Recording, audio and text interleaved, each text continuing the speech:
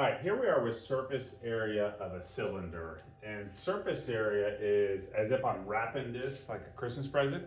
That's what surface area is. So it's not volume. Volume would be where you pour liquid inside of it, but this is surface area. And really, surface area of a cylinder is just knowing the formula. And here's the formula. 2 pi r h plus 2 pi r squared.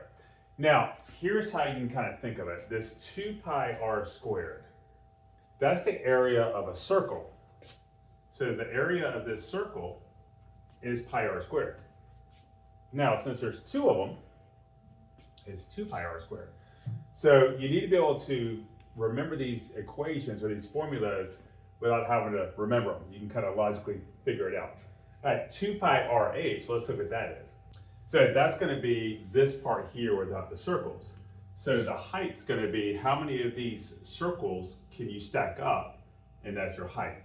So it kind of makes sense. It's going to be 2 pi rh plus 2 pi r squared. So you've got each of the circles being 2 pi r squared, or pi r squared times 2, and then the surface area. All right, so let's just go ahead. Once you have the formula, then it's easy.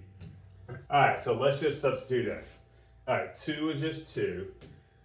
Now, some of your teachers or classes may just leave it as pi in there, but the normal thing to do is to do 3.14. So that's what we'll do. Times the radius. What's the radius? The radius is 4. Times the height, which is 9. Plus the 2 pi r squared. So 2 times 3.14 times r squared. I'm going to go ahead and square this so I don't forget it. So 4 squared is 16. All right, now at this point, you're either using Desmos or using a calculator, and so you can just pull out your calculator.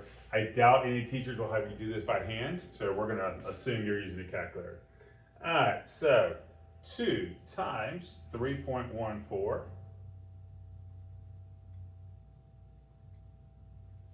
2 times 3.14 times 4 times 9 equals.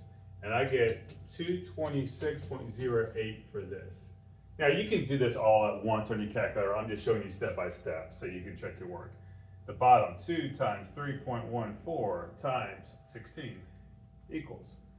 And I get 100.48. Then I'm going to add these two together. And I get 326.56. And that would be centimeters squared. And there it is.